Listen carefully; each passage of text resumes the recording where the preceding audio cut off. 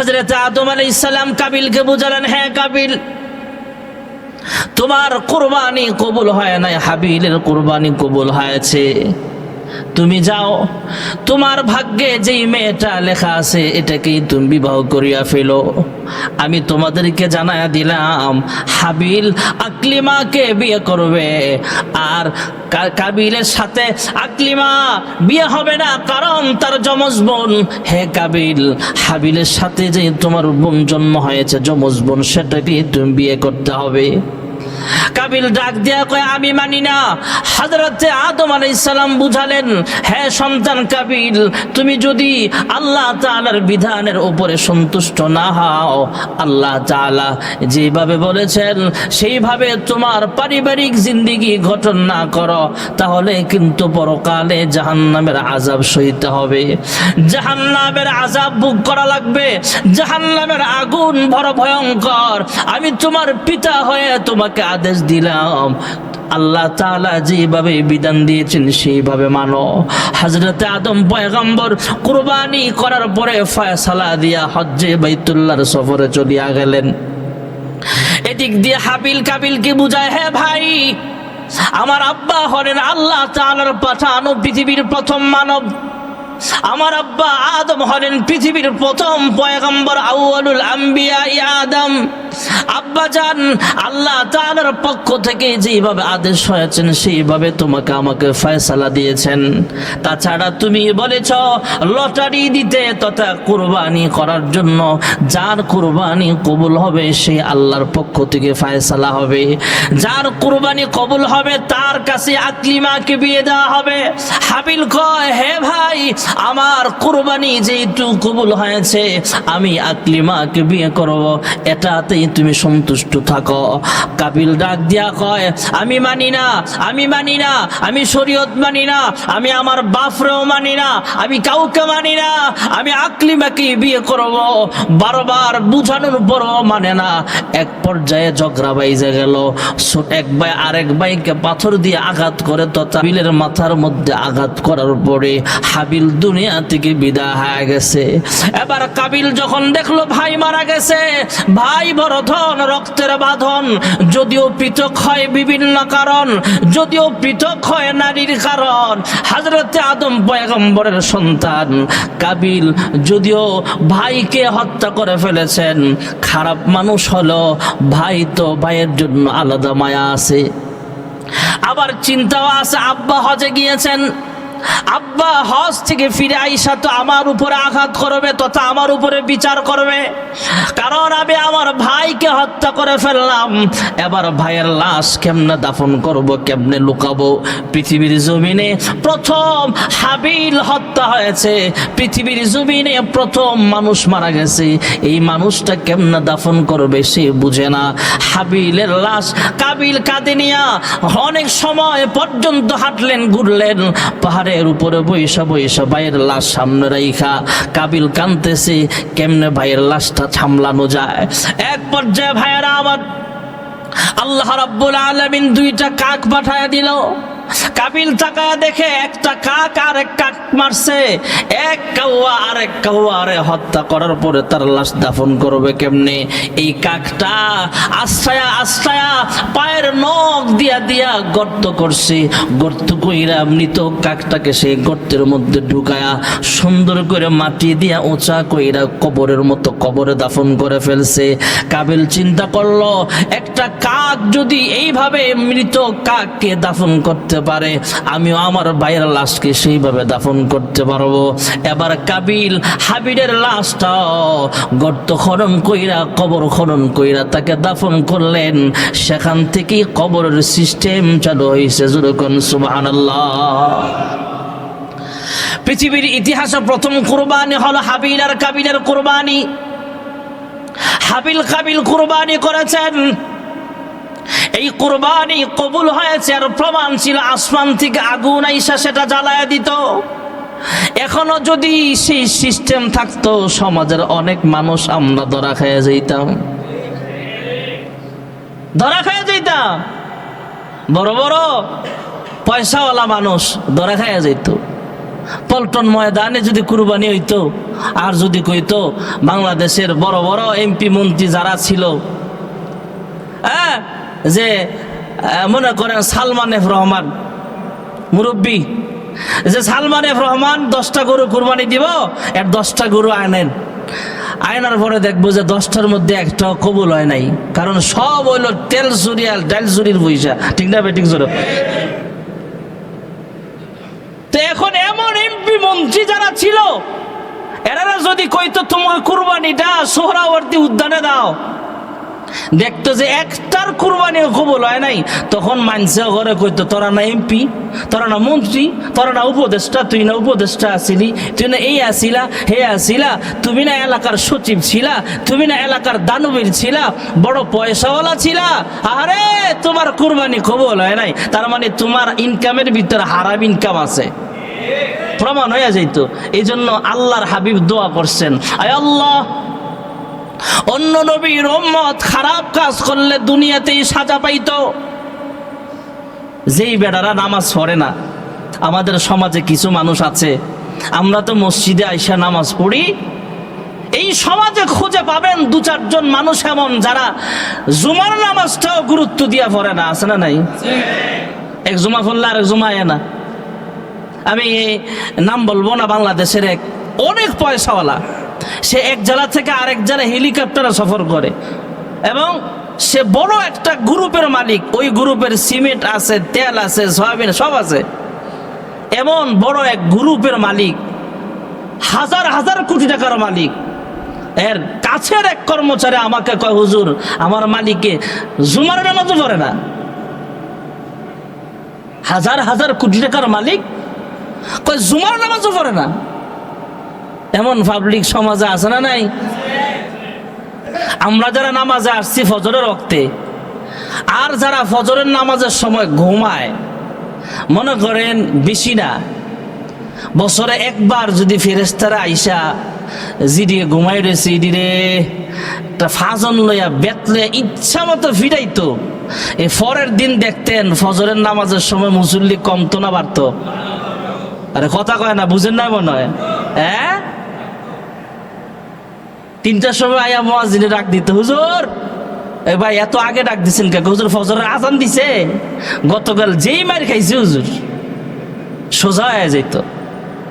যারা রোজা রাখে না, সাইস্টলে বয়াবে ফর্দা দিয়া চা খায়, বিড়ি খায়, ফেরেশতারা যদি মনে করেন সারা রমজানে যে কোনো একটা দিন আইতো, আয়া সাইস্টলে জিডি রেফাবে এমনি দইরা কালারটা ঠাস টুস করে মারতো, পরদিন থেকে আর রায়ের বাগ কোনো সাইস্টলও খোলা থাকতো না, দিনের বেলা বেরোজা দ্বারা খুঁজে পাওয়া যাইতো না। ঠিক না বেঠিক জোরে কর? আল্লাহর হাবিব আল্লাহ তাআলার কাছে দোয়া করেছেন, আল্লাহ আমার উম্মত যদি নামাজ না পড়ে হাসরের দিন তুমি ধইরো, আমার উম্মত যদি রোজা না রাখে হাসরের দিন তুমি শাস্তি দিও, অসুবিধা নাই। আমার বান্দা যদি ঘুষ খায়, সুদ খায়, হাসরের দিন ধরবা।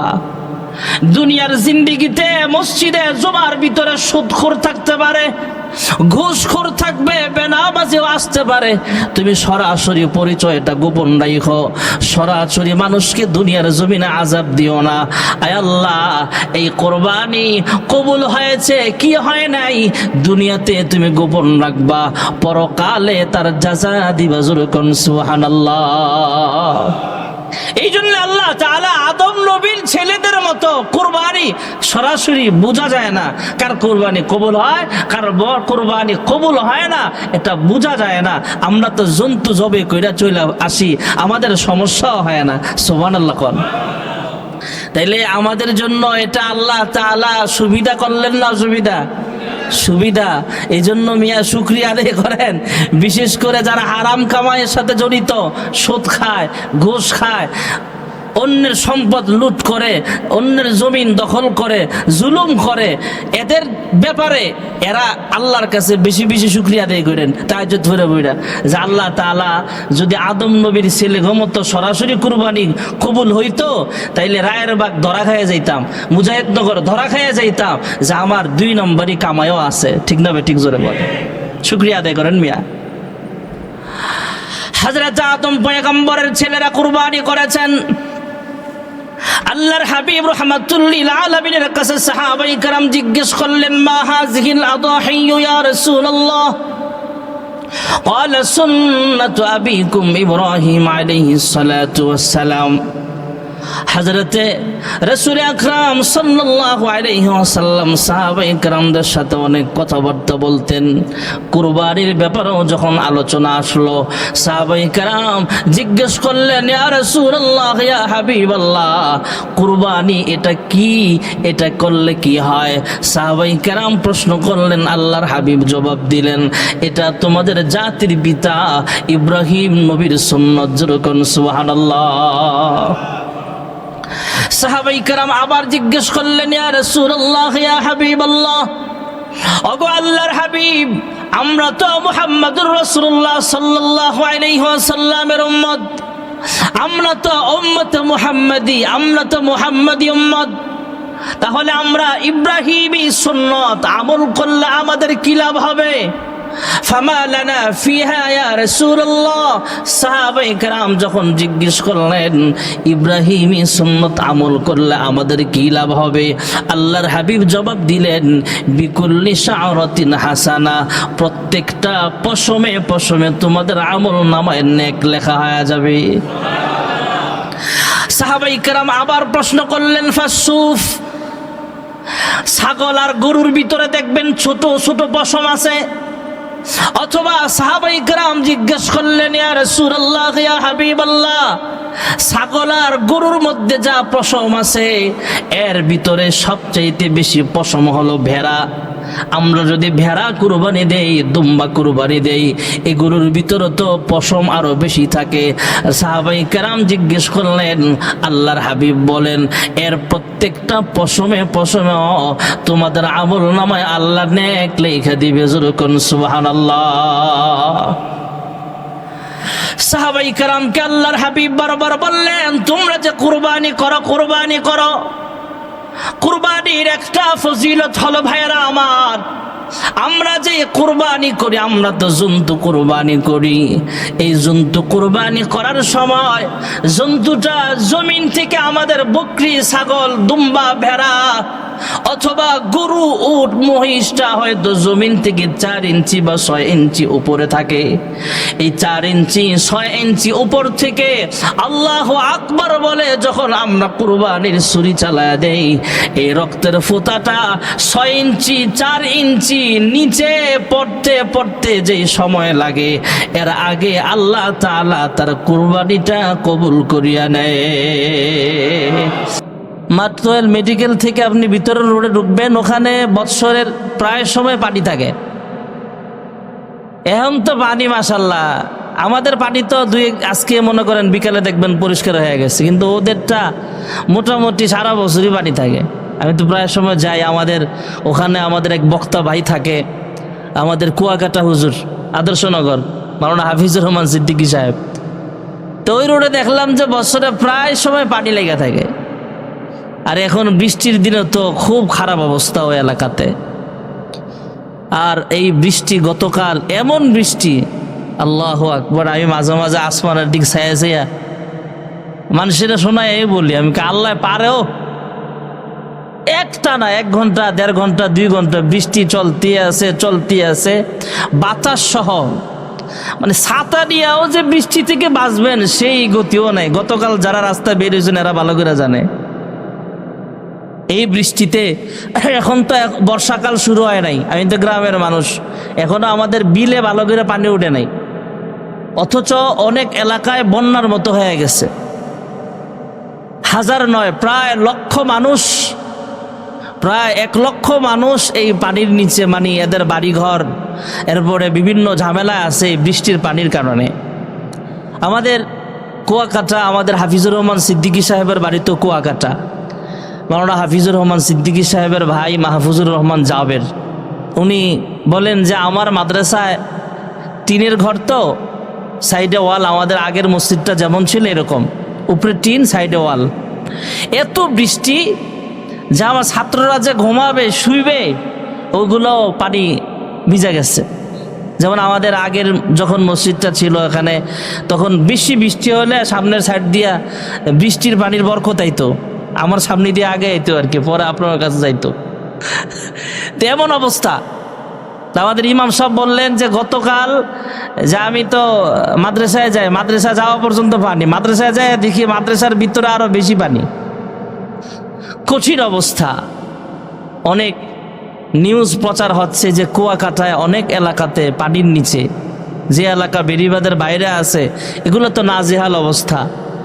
কক্সবাজার সহ বিভিন্ন পটুয়াখালী, এরপরে ভোলা, অনেক সমস্যায় আছে মানুষগুলা। তো বলার উদ্দেশ্য হলো আমরা এখানে ভোলার অনেক মানুষ আছে, পটুয়াখালীর কিছু মানুষ আছে, আবার বিভিন্ন আত্মীয় স্বজন আমাদের ওই এলাকাতে আছে। আত্মীয় না থাক, ওরা তো আমাদের দেশীয় ভাই, আমাদের মুসলমান ভাই, বিধর্মীরা থাকলেও ওরা বাংলাদেশি। এরপরে চট্টগ্রামে অনেক এলাকাতে সমস্যা, এরপরে পাহাড়ি অঞ্চল রাঙ্গামাটি, খাগড়াছড়ি, পার্বত্য অঞ্চলগুলা, ওগুলাতে মাটি ধসে যাওয়ার সম্ভাবনা, এমন অনেক এলাকা। এই জন্য আমরা দোয়া করি আল্লাহ তাআলা যেন বৃষ্টি রহমত, ঠিক আছে, আসমান থেকে বৃষ্টি বর্ষিত হয়, বৃষ্টির সাথে আল্লাহ আমাদের জন্য রিজিকের ফয়সালা করেন। সুবহানাল্লাহ বলেন। বৃষ্টির মাধ্যমে রিজিকের ফয়সালা করেন কে? আল্লাহ।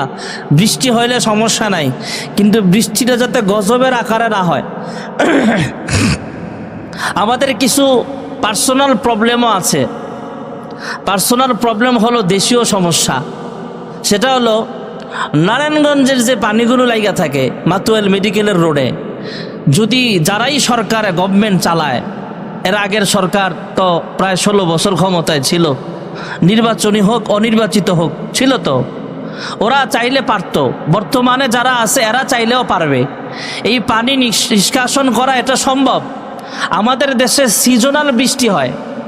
বিশ্বের অনেক রাষ্ট্র আছে সারা বছর বৃষ্টি হয়। দেলোয়ার ভাইরে জিজ্ঞেস করে দেখেন, উনি তো অনেক এলাকায় সফর করছে, দেশে সারা বছর বৃষ্টি হয়। আপনি মালদ্বীপ যান, তারপরে সিঙ্গাপুর যান, মালয়েশিয়া যান, এই যে জাপানে যান, অনেক দেশে সারা বছর বৃষ্টি। আমাদের এক ভাই মালয়েশিয়া থাকে, ভাই সকালে উঠা দেখি পানি আর পানি রাস্তায়।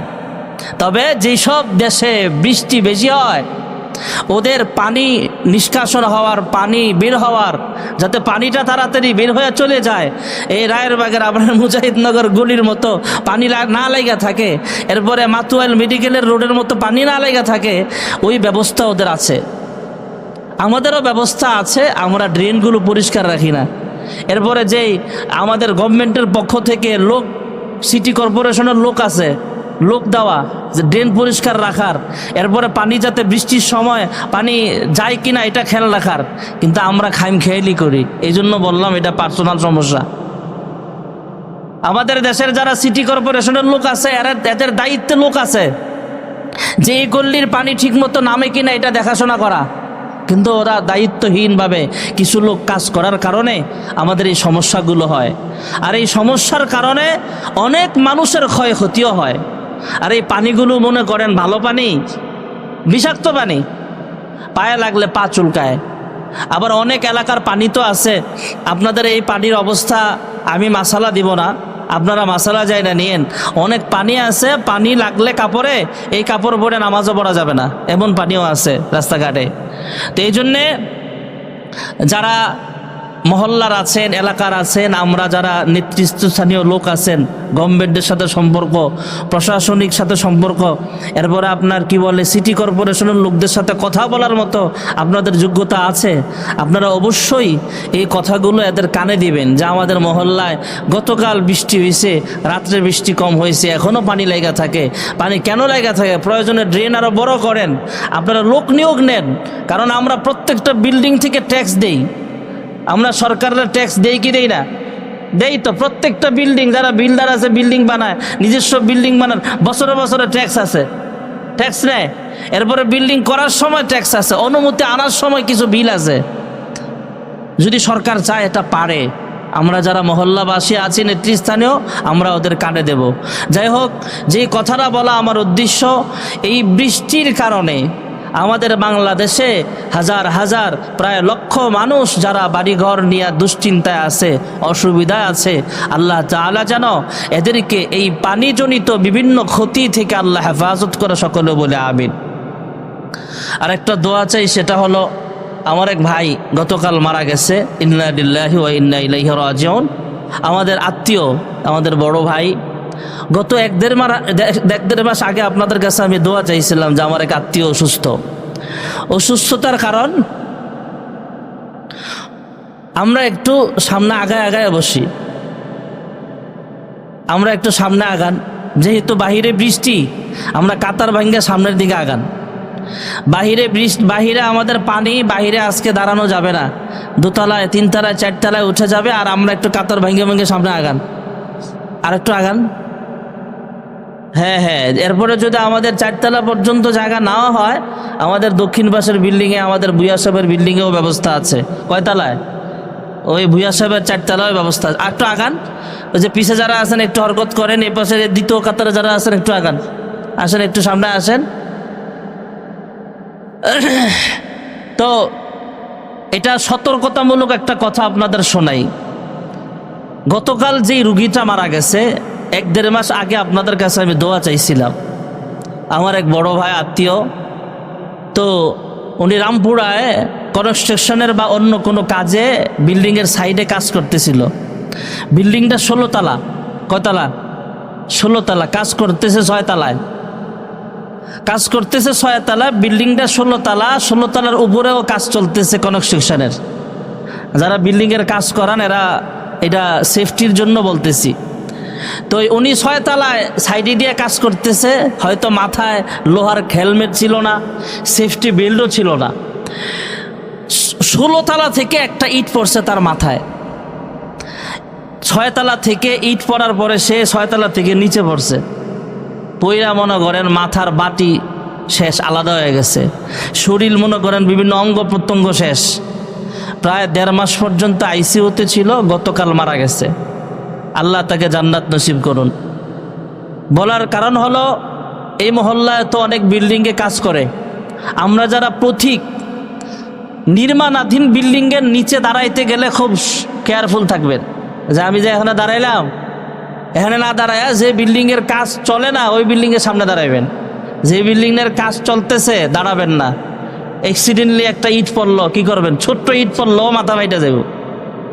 আর দ্বিতীয় কথা হলো, যারা বিল্ডিংয়ের কাজ করেন, শ্রমিক এবং যারা বাড়িওয়ালা কাজ করান, অবশ্যই এদেরকে সেফটি বেল্ট, যারা রিক্সের কাজগুলো করে, এবং মাথার হেলমেট পরাবেন, যাতে করে বিভিন্ন দুর্ঘটনা থেকে অনেকটাই। এই জন্য দেখবেন লেখা থাকে সেফটি ফার্স্ট, মানে কাজ করার আগে শ্রমিক নিরাপদ কিনা সেটা দেখতে হবে। আল্লাহ তাআলা যারা শ্রমিক বিল্ডিংয়ের কাজ করে, উঁচা বহুতল বিল্ডিংয়ের কাজ করতেছে, প্রত্যেকটা শ্রমিককে এমন বিভিন্ন দুর্ঘটনা থেকে আল্লাহ হেফাজত করে। কুরবানির মাস, হজের মাস, গত 2 জুমা যাবত আপনারা আলোচনা শুনছিলেন হযরত ইব্রাহিম আলাইহিস সালামের কথা। তো হযরত ইব্রাহিম আলাইহিস সালাম এর কথাগুলো আমরা পরে শুনবো, যেহেতু কুরবানি কাছাকাছি চলে আসছে। কুরবানি থেকে কিছু কথা আপনাদেরকে শোনাবো। এই কুরবানি শুধু ইব্রাহিম আলাইহিস সালাম থেকে শুরু হয়েছে বিষয়টা এমন নয়। এই কুরবানির ইতিহাস যদি আমরা বলি, আলোচনা করি বা শুনি বা লিখি, তাহলে প্রথমেই যে ইতিহাস লিখতে হবে সেটা হলো আদম আলাইহিস সালামের 2 সন্তান হাবিল আর কাবিলের কুরবানির ইতিহাস। সুবহানাল্লাহ। এটা আদিকালের, আজকে নতুন না। হযরতে বাবা আদম আলাইহিস সালামকে আল্লাহ তাআলা জমিনে পাঠালেন। হযরতে আদম আলাইহিস সালাম এবং হাওয়া আলাইহিস সালাম 2 জন মানুষ। কজন? 2 জন মানুষ, কিন্তু দুনিয়ায় জন্ম না, জান্নাতে জন্ম। কোথায় জন্ম? একজনরে আল্লাহ নিজের কুদরতি হাত দিয়া বানাইছেন আদমকে, আর আরেকজনকে আদমের হাড্ডি থেকে বানাইছেন হাওয়া আলাইহিস সালামকে। এই 2 জন জান্নাতি মানুষ। এই 2 জনকে আল্লাহ জমিনে পাঠালেন। আর জমিনের প্রথম মানুষ যারা, ওইগুলোর ভিতরে হাবিল কাবিল 2 ভাই। কয় ভাই? 2 ভাই। খেয়াল করলে বুঝবেন, আমাদের মুহাম্মদী শরীয়তে মুহাম্মদুর রাসূলুল্লাহ সাল্লাল্লাহু আলাইহি ওয়াসাল্লামের উম্মত যারা, আমাদের এই উম্মতের ভিতরে আপন ভাই বোন বা সৎ ভাই বোন বিবাহ জায়েজ নাই। আমাদের আপন ভাই বোন বিবাহ জায়েজ নাই। খালাতো বোন বিয়ে করতে পারবেন, দুধ বোন বিয়ে করতে পারবেন না, চাচাতো বোন বিয়ে করতে পারবেন, অসুবিধা নেই। কিন্তু আপন বোন বা রিজাই বোন, দুধ বোন অথবা সৎ বোন, এদেরকে বিবাহ করা যাবে না আমাদের শরীয়তে। আর আদম আলাইহিস সালামকে আল্লাহ জমিনে পাঠালেন, পিতা মাতা তো দুজনই, আদম আর হাওয়া, আর তো কোনো পিতা মাতা নাই। আল্লাহ তাআলা ওই শরীয়তে এভাবে আল্লাহ তাআলা সন্তান দিয়েছেন, যমজ এক ভাই এক বোন, হাবিলের সাথে এক বোন, কাবিলের সাথে আরেক বোন। ওই শরীয়তের আমল হলো হাবিলের সাথে যেই বোন জন্ম হয়েছে এই বোন হাবিল বিয়ে করতে পারবে না, নিজের যমজ বোন তা আপন বোন হিসাবে গণ্য হবে। আর কাবিলের সাথে যেই যমজ বোন জন্ম হয়েছে ওই বোনটাকে কাবিল বিয়ে করতে পারবে না। তো কাবিলের সাথে যে বোন জন্ম হয়েছে তার নাম হয়েছে আকলিমা। এটা অনেক সুন্দরী, আল্লাহ বানাইছেন সুন্দর করেন, এটাই পরীক্ষা। আল্লাহ তাআলা সৌন্দর্য দিয়াও পরীক্ষা করেন, কালো বানায়ও পরীক্ষা করেন। আর হযরতে হাবিল, ওনার যমজ বোনটা ছিল একটু কালো, ভালো কালো, অনেক কালো, একটা সুন্দর একটা কালো, একটা সুন্দরী একটা কালো। কালো হওয়া একটা দোষ না, আবার ভাইবেন না যে আমরা অনেকে কালো মানুষ এই জন্য মন খারাপ করতে নাই। কালো বানাইছেন কে? আল্লাহ রাব্বুল আলামিন কালো আর সুন্দর দেইখা জান্নাত দিবেন না। আল্লাহ তাআলা দেখবেন কার মন সুন্দর। হযরতে বেলাল হাবশী কালো মানুষ, তবে জান্নাতি মানুষ। লুকমান হাকিম তিনি জান্নাতি মানুষ, রাবিয়া বসরিয়া জান্নাতি মানুষ। এমন অনেক মানুষ পৃথিবীর জমিনে কালো ছিল, কুৎসিত ছিল, দেখতে অসুন্দর, তবে জান্নাতি মানুষ। আল্লাহ তাআলা সুন্দর আর অসুন্দর, ফর্সার কালো চেহারা দেখে আল্লাহ জান্নাত দিবে না। আল্লাহ দেখবেন কার ঈমান আমল সুন্দর, তাকে আল্লাহ তাআলা জান্নাত দিবেন। কালো হলেই মন খারাপ করা যাবে না, বেশি সুন্দর আর সুন্দরী হলেই অহংকার করা যাবে না। কারণ আল্লাহর হাবিব রহমতে আলম নবী আমাদেরকে শিক্ষা দিয়েছেন, আয়নায় যখন নিজের চেহারা দেখবা তখন তুমি অহংকার করিও না, বরং আল্লাহ তাআলার কাছে দোয়া করো, আল্লাহুম্মা হাসসানতা খালকি ফাহাসসিন খুলুকি।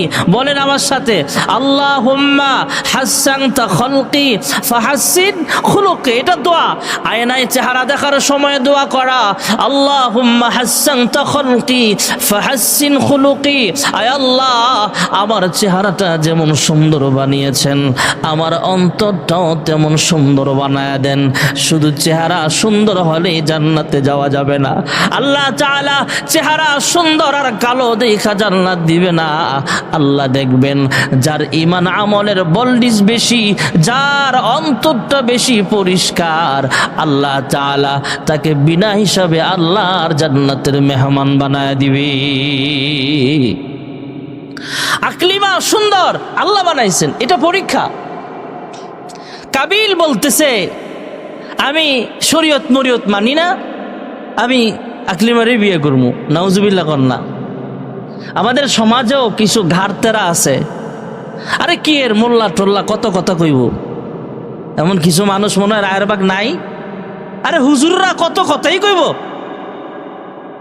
কাবিলও এমন কথা বলতো, আরে নবী আদম, আমার আব্বা আদম, কত কথাই কইব, সবকে মাইনা ভাড়া যাইব নাকি?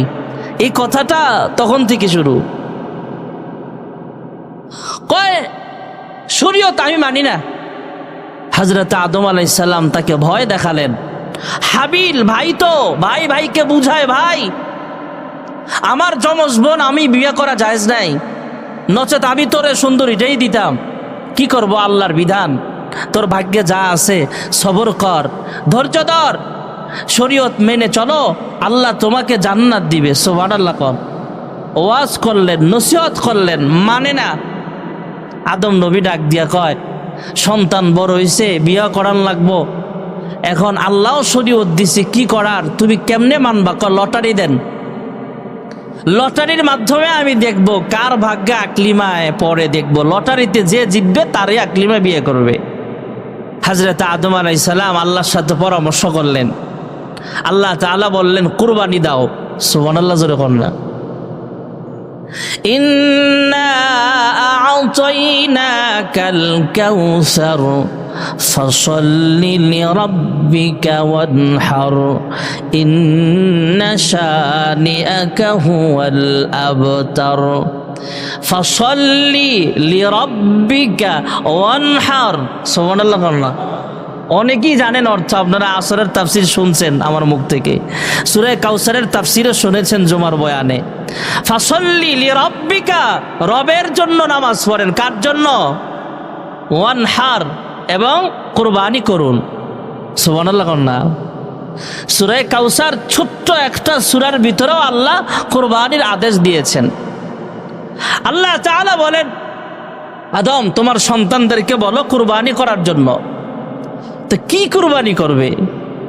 হযরত আদম আলাইহিস সালামকে আল্লাহ তাআলা শরীয়তের বিধান দেওয়ার আগে আদম আলাইহিস সালামকে 50টা কিতাব দিয়েছেন। না সুবহানাল্লাহ, আস্তে কর। কয়টা? 104টা কিতাবের মধ্যে 50টাই আদম। 100 লক্ষ নবীর ভিতরে আল্লাহ 104টা কিতাব দিছেন। কয়টা? আমরা পাইছি কোনটা? কোরআন। আমরা পাইছি কোনটা? কোরআন। আমরা পাইছি কোরআন, আর এটা ছাড়া আরো 103টা, মোট 104টার মধ্যে 50টা আদম নবীরে দিছে। সুবহানাল্লাহ। তা আদম নবীরে আল্লাহ তাআলা এতগুলো কিতাব দেওয়ার কারণ কি? আদম আলাইহিস সালাম কেমনে বিল্ডিং বানাবে এটার জন্য একটা বই দিছে। ভাইবেন না যে এখন আমরা যারা বিল্ডিং বানাই আমরাই বুঝে শিখে ফেলছি, তা না।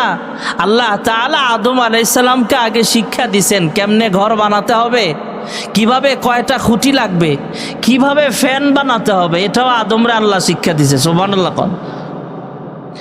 কিভাবে আপনি পাঞ্জাবি বানাবেন এটার জন্য আলাদা ক্যাটালগ আছে, বই দিয়ে দিছে আল্লাহ।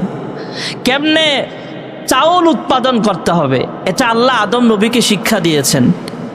কিভাবে আলু উৎপাদন করতে হবে এটাও শিক্ষা দিয়েছে। আলু ভাইবেন না শুধু মুন্সিগঞ্জের মানুষ আলুর ব্যবসা জানে, আলু লাগাইতে পারে, এমন না। আলু আল্লাহ আদম নবীরা আগে শিক্ষা দিছে। সুবহানাল্লাহ। যে আলুটা কাইটা একটু গাছের মতো উঠবে, বীজ কাইটে কাইটে কাইটে কেটে লাগাইবা, এর মধ্যে দেখবা ছোট আলু লাগাইছ, এর ভিতরে বড় একটা আলু হয়ে গেছে। শুধু আলু না, এক ছোট্ট কাঁচা আলু থেকে আমি আল্লাহ একটা বড় গাছ দিব, গাছটা ছড়াবে, আর এটার ভিতর থেকে 10টা 20টা 30টা 50টা আলুর ব্যবস্থা আমি আল্লাহ করে দেব। এই ক্যাটালগ, এই সিস্টেম আল্লাহ আদম নবীর শিক্ষা দেওয়ার জন্য, এই জন্য কিতাব বেশি লাগছে।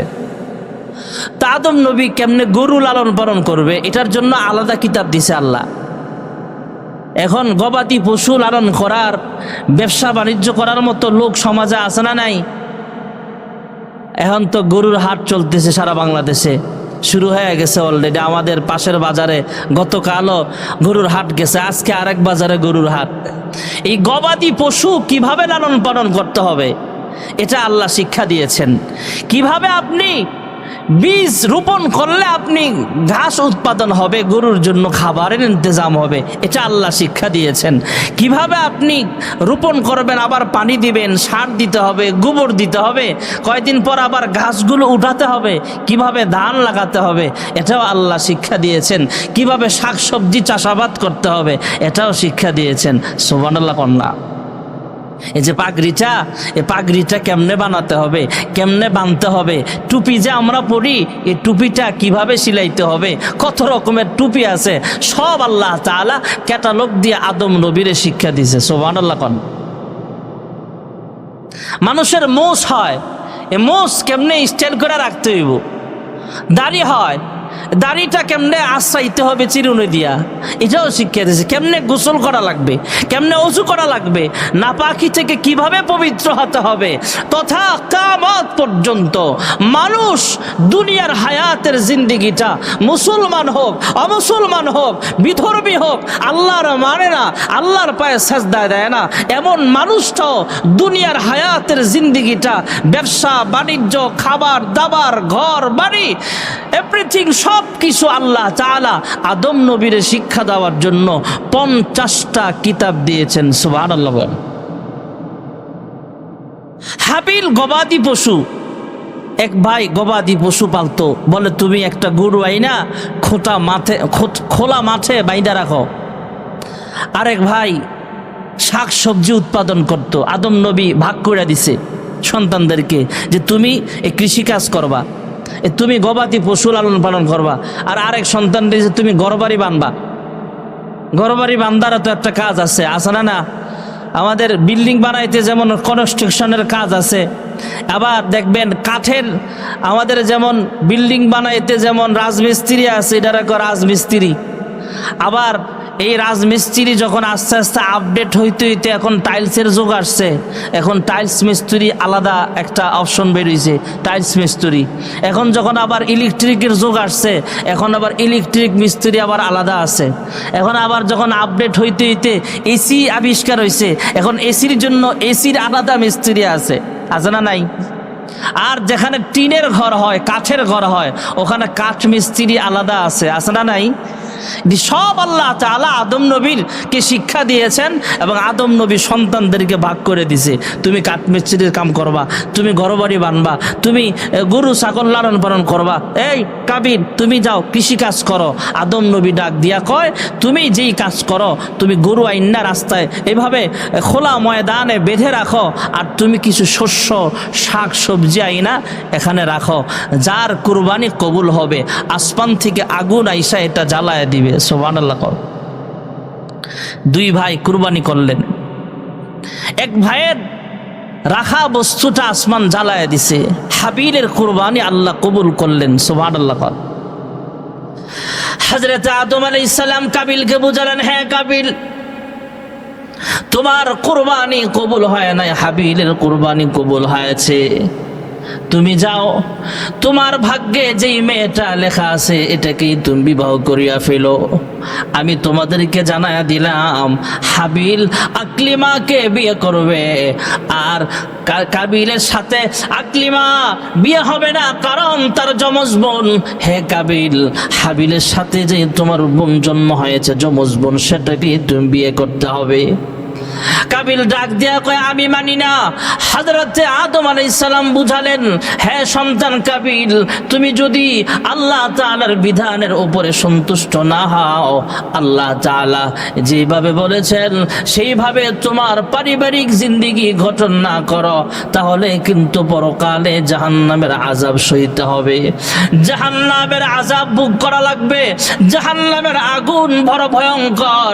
আমি তোমার পিতা হয়ে তোমাকে আদেশ দিলাম, আল্লাহ তাআলা যেভাবে বিধান দিয়েছেন সেইভাবে মানো। হযরতে আদম পয়গম্বর কুরবানি করার পরে ফয়সালা দিয়া হজ্জে বাইতুল্লাহর সফরে চলিয়া গেলেন।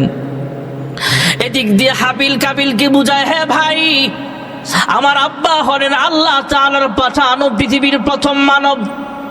আমার আব্বা আদম হলেন পৃথিবীর প্রথম পয়গম্বর, আউয়ালুল আম্বিয়া আদম। আব্বা জান, আল্লাহ তাআলার পক্ষ থেকে যেভাবে আদেশ হয়েছেন সেইভাবে তোমাকে আমাকে ফয়সালা দিয়েছেন। তাছাড়া তুমি বলেছ লটারি দিতে তথা কুরবানি করার জন্য, যার কুরবানি কবুল হবে সেই আল্লাহর পক্ষ থেকে ফয়সালা হবে। যার কুরবানি কবুল হবে তার কাছে আকলিমাকে বিয়ে দেওয়া হবে।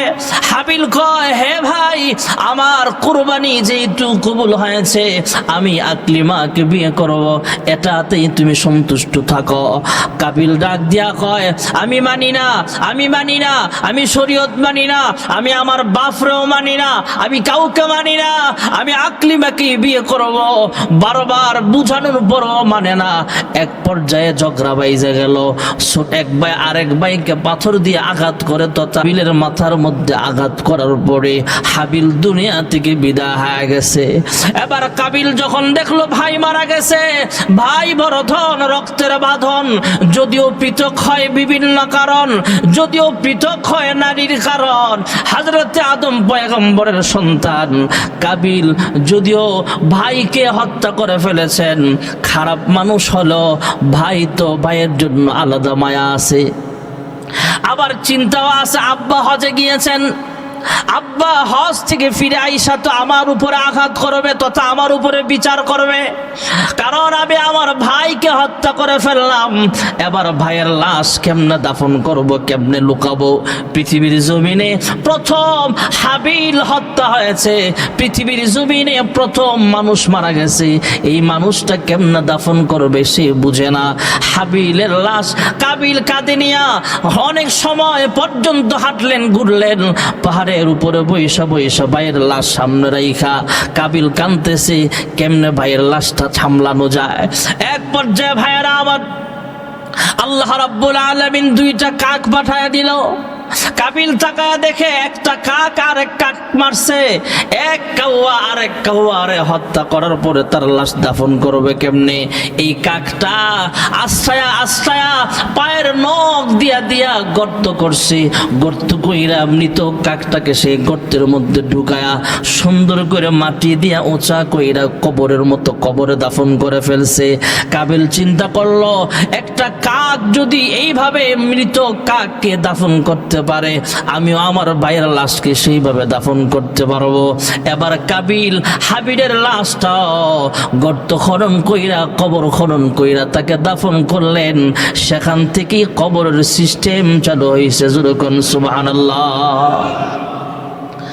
পৃথিবীর ইতিহাসে প্রথম কুরবানি হলো হাবিল আর কাবিলের কুরবানি।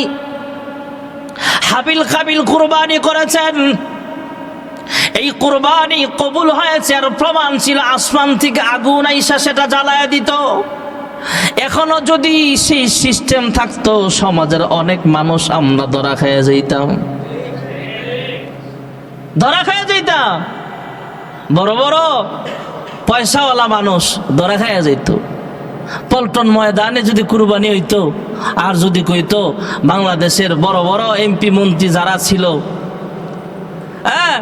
যে মনে করেন সালমান এফ রহমান মুরব্বী, যে সালমান এফ রহমান 10টা গরু কুরবানি দিব, এর 10টা গরু আনেন, আয়নার পরে দেখবো যে 10টার মধ্যে একটা কবুল হয় নাই, কারণ সব হইলো তেল চুরি আর ডাল চুরির পয়সা। ঠিক না বেঠিক জোর?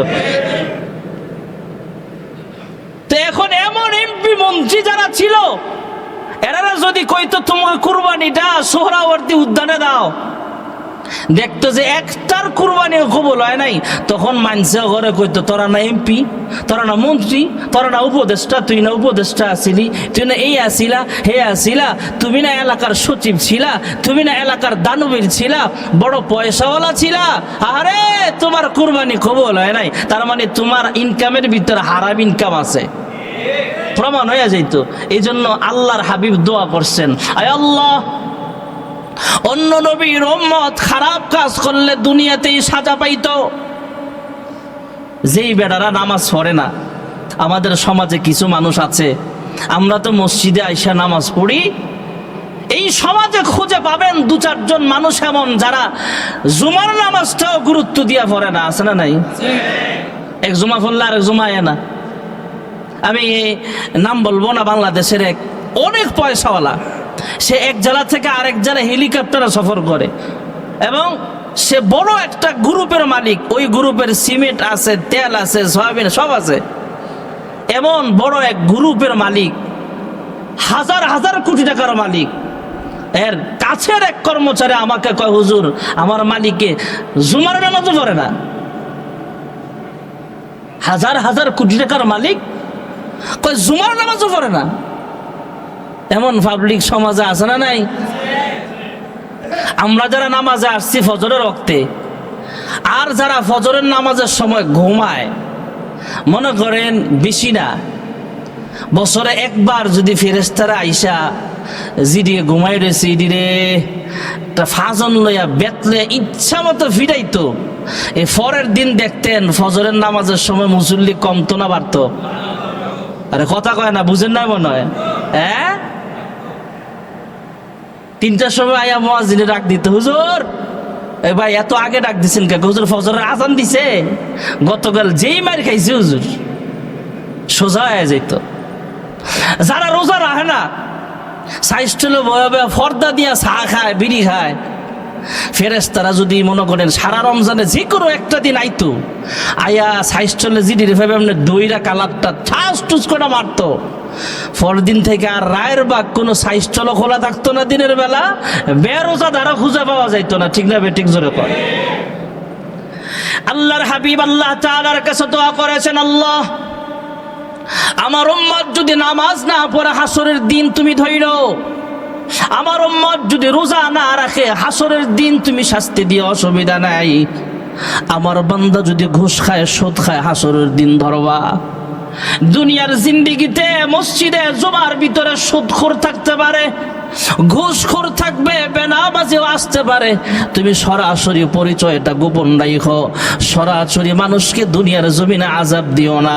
আয় আল্লাহ, এই কোরবানি কবুল হয়েছে কি হয় নাই দুনিয়াতে তুমি গোপন রাখবা, পরকালে তার জাযা দিবা। জোরে কোন সুবহানাল্লাহ। এই জন্য আল্লাহ তাআলা আদম নবীর ছেলেদের মতো কোরবানি সরাসরি বোঝা যায় না, কার কোরবানি কবুল হয় কার কোরবানি কবুল হয় না এটা বোঝা যায় না। আমরা তো জন্তু জবে কইরা চলে আসি, আমাদের সমস্যাও হয় না। সুবহানাল্লাহ কোন। তাইলে আমাদের জন্য এটা আল্লাহ তাআলা সুবিধা করলেন না অসুবিধা? সুবিধা। এই জন্য মিয়া শুকরিয়া আদায় করেন। বিশেষ করে যারা হারাম কামাইয়ের সাথে জড়িত, সুদ খায়, ঘুষ খায়, অন্যের সম্পদ লুট করে, অন্যের জমিন দখল করে, জুলুম করে, এদের ব্যাপারে এরা আল্লাহর কাছে বেশি বেশি শুকরিয়া আদায় করেন। তাহাজ্জুদ পড়ে বইরা যে আল্লাহ তাআলা যদি আদম নবীর ছেলে গমত সরাসরি কুরবানি কবুল হইতো, তাইলে রায়ের বাগ ধরা খাইয়া যাইতাম, মুজাহিদনগর ধরা খাইয়া যাইতাম, যে আমার 2 নম্বরই কামাইও আছে। ঠিক না ঠিক জোরে বলে শুকরিয়া আদায় করেন মিয়া। হযরত আদম পয়গম্বরের ছেলেরা কুরবানি করেছেন। আল্লাহর হাবিব রাহমাতুল লিল আলামিনের কাছে সাহাবায়ে কেরাম জিজ্ঞেস করলেন, মা হাযিহিল আদাহি ইয়া রাসূলুল্লাহ? قال سنة أبيكم إبراهيم عليه الصلاة والسلام। হযরতে রাসূল আকরাম সাল্লাল্লাহু আলাইহি ওয়াসাল্লাম সাহাবায়ে কেরামদের সাথে অনেক কথাবার্তা বলতেন। কুরবানির ব্যাপারেও যখন আলোচনা আসলো, সাহাবায়ে কেরাম জিজ্ঞেস করলেন, ইয়া রাসূলুল্লাহ, ইয়া হাবিবাল্লাহ, কুরবানি এটা কি, এটা করলে কি হয়? সাহাবায়ে কেরাম প্রশ্ন করলেন, আল্লাহর হাবিব জবাব দিলেন, এটা তোমাদের জাতির পিতা ইব্রাহিম নবীর সুন্নাত। যেরকম সুবহানাল্লাহ। সাহাবায়ে কেরাম আবার জিজ্ঞেস করলেন, ইয়া রাসূলুল্লাহ, ইয়া হাবিবাল্লাহ, ওগো আল্লাহর হাবিব, আমরা তো মুহাম্মদুর রাসূলুল্লাহ সাল্লাল্লাহু আলাইহি ওয়াসাল্লামের উম্মত, আমরা তো উম্মতে মুহাম্মাদি, আমরা তো মুহাম্মাদি উম্মত, তাহলে আমরা ইব্রাহিমী সুন্নাত আমল করলে আমাদের কি লাভ হবে? ফামা লানা ফিহা ইয়া রাসূলুল্লাহ। সাহাবায়ে কেরাম যখন জিজ্ঞেস করলেন ইব্রাহিমী সুন্নাত আমল করলে আমাদের কি লাভ হবে, আল্লাহর হাবিব জবাব দিলেন, বিকুল্লি শাআরাতিন হাসানা, প্রত্যেকটা পশমে পশমে তোমাদের আমল নামায় নেক লেখা হয়ে যাবে। সাহাবায়ে কেরাম আবার প্রশ্ন করলেন, ফাসুফ, ছাগল আর গরুর ভিতরে দেখবেন ছোট ছোট পশম আছে। অথবা সাহাবায়ে কেরাম জিজ্ঞেস করলেন, ইয়া রাসূলুল্লাহ, ইয়া হাবিবাল্লাহ, ছাগল আর গরুর মধ্যে যা পশম আছে এর ভিতরে সবচাইতে বেশি পশম হলো ভেড়া। আমরা যদি ভেড়া কুরবানি দেই, দুম্বা কুরবানি দেই, এই গরুর ভিতরে তো পশম আরো বেশি থাকে। সাহাবায়ে কেরাম জিজ্ঞেস করলেন, আল্লাহর হাবিব বলেন, এর প্রত্যেকটা পশমে পশমে তোমাদের আমল নামায় আল্লাহ নেক লেখা দিবে। যেরকম সুবহানাল্লাহ। সাহাবায়ে কেরামকে আল্লাহর হাবিব বারবার বললেন, তোমরা যে কুরবানি করো, কুরবানি করো, কুরবানির একটা ফজিলত হলো ভাইরা আমার, আমরা যে কুরবানি করি, আমরা তো জন্তু কুরবানি করি। এই জন্তু কুরবানি করার সময় জন্তুটা জমিন থেকে আমাদের বকরি, ছাগল, দুম্বা, ভেড়া অথবা গরু, উট, মহিষটা হয়তো জমিন থেকে 4 ইঞ্চি বা 6 ইঞ্চি উপরে থাকে।